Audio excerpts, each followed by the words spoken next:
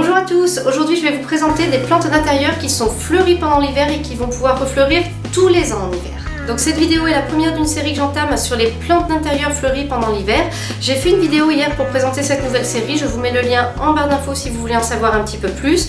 Et en attendant, aujourd'hui on va aborder la thématique des plantes qui sont fleuries pendant l'hiver, qu'on peut acheter maintenant en fleurs et qu'on va pouvoir faire refleurir l'an prochain à la même saison. L'idée donc avec les plantes que je vais vous présenter aujourd'hui, c'est d'avoir une floraison cette année, là à partir de maintenant, et d'avoir à nouveau une floraison l'an prochain en hiver. Donc d'égayer nos petits intérieurs pendant cette période qui est assez tristounette. C'est parti, on va découvrir 4 plantes qui sont fleuries en ce moment, qui se cultivent facilement dans nos intérieurs et qui sont plutôt jolies.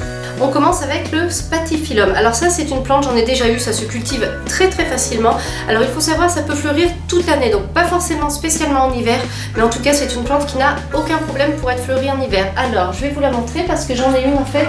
Donc là voilà, c'est celle qui est au premier plan là. Donc elle a un beau feuillage vert foncé avec des feuilles qui sont brillantes, c'est très joli. Le feuillage est assez dense, donc c'est une plante qui est plutôt luxuriante, hein. C'est pas une plante qui va monter sur tige et se dégarnir d'en bas, donc c'est une plante qui forme une belle touffe bien verte. Et ensuite elle a de très jolies fleurs blanches. Alors les fleurs en réalité elles sont sans intérêt puisque ce sont ces petites choses là, donc la floraison en elle-même n'est pas très intéressante. Ce qui retient notre attention et ce qui est spectaculaire, ce sont les bractées qu'on appelle des spathes, je crois, sur cette plante si j'ai bonne mémoire. Voilà, donc ça c'est très joli. En fait c'est une feuille qui se colore, qui se décolore, pour finir de couleur blanche en fait, et donc c'est vraiment très beau et ça vient très facilement. Moi j'en ai déjà eu une comme ça de plante. Je m'en occupais pas spécialement bien et pourtant elle était sans arrêt fleurie. Je vous la présente parce qu'elle fleurit très facilement en hiver et aussi parce qu'elle est de culture très facile. Tout ce qu'il faut, c'est tâcher de maintenir le substrat humide. Alors je dis humide, c'est-à-dire que s'il fait frais humide chez vous, ne maintenez pas le substrat non plus détrempé. Mais c'est une plante qui ne va pas vraiment apprécier que ça sèche. Si elle veut être en bonne santé, il lui faut toujours un substrat légèrement humide. Et il y a une astuce avec cette plante, si jamais elle oublie de fleurir, dans ce cas-là, espacez les arrosages éventuellement jusqu'à ce que le feuillage commence à se ramollir et à montrer des signes de déshydratation, et à ce moment là en fait vous réarrosez et ça va déclencher une floraison. Ensuite, pour continuer avec les plantes fleuries pendant l'hiver, il y a l'inévitable cactus de Noël.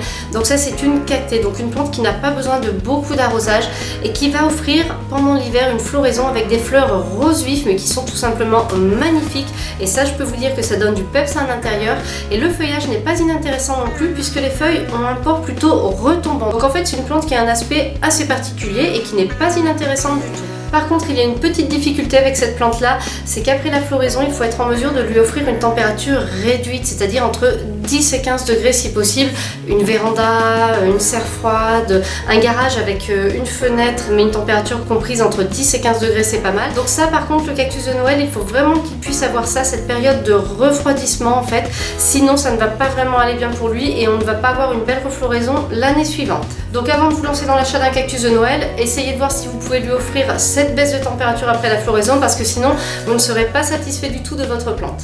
On continue avec le Sympolia. Alors un peu comme le Spathiphyllum, il arrive à fleurir à peu près toute l'année, donc on n'a aucun mal à obtenir des fleurs pendant l'hiver, et ce plusieurs années de suite. C'est une plante qui est pas mal du tout pour les petits intérieurs quand on n'a pas beaucoup de place, puisqu'elle culmine à 20 cm de hauteur, hein, c'est sa taille maximum. Alors au niveau de la floraison, on a des fleurs dans les tons blanc, bleu et rose, et il y a énormément d'hybrides, hein. Tous les ans il y a de nouveaux hybrides qui sortent, donc en général on peut trouver une fleur qui est à son goût, qui est plaisante. Point de vue entretien, le Sympolia n'est vraiment pas embêtant. Il veut de la lumière, pas de soleil direct de préférence, et surtout, si possible, une eau qui n'est pas calcaire. Je ne pouvais pas terminer cette vidéo sur les plantes d'intérieur fleuries sans parler du poinsettia. Donc ça c'est un grand classique, on l'appelle aussi l'étoile de Noël. Elle est fleurie en général du mois d'octobre au mois de février. On la trouve dans 3 coloris, le rouge, le blanc et le rose. Moi cette année, je pense que je vais essayer de m'en procurer un rose pâle. J'avais un rouge l'an dernier, c'est très joli, mais là le rose pâle ça changera, ce sera très joli aussi. On en trouve très facilement en ce moment dans toutes les jardineries, chez les fleuristes et tout ce que vous voulez. Voilà, au niveau entretien c'est assez simple, j'ai fait toute une vidéo sur le sujet, puis j'explique aussi dans cette vidéo comment choisir son poinsettia pour qu'il dure le plus longtemps possible. Mais pour récapituler, en gros, laissez sécher la terre entre 2 arrosages si possible.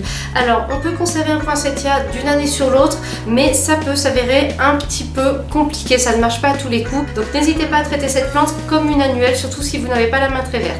Et voilà, on arrive à la fin de cette première vidéo de ma série des plantes d'intérieur fleuries pendant l'hiver. Je referai peut-être une vidéo sur cette même thématique des plantes d'intérieur fleuries pendant l'hiver et qui vont refleurir tous les ans pendant l'hiver puisqu'il y en a d'autres. Mais bon, j'ai trouvé que pour une première vidéo, 4 plantes c'était bien suffisant. On n'a pas besoin d'une vidéo qui dure un quart d'heure, voilà. J'espère que ça vous a plu. Je vous retrouve vendredi prochain pour une vidéo de la même série. Et en attendant, je vous retrouve mardi pour une autre vidéo. Cette vidéo est maintenant terminée, j'espère qu'elle vous a plu. Si vous avez des remarques, des questions, n'hésitez pas à les poster en commentaire. Merci et à bientôt pour une nouvelle vidéo.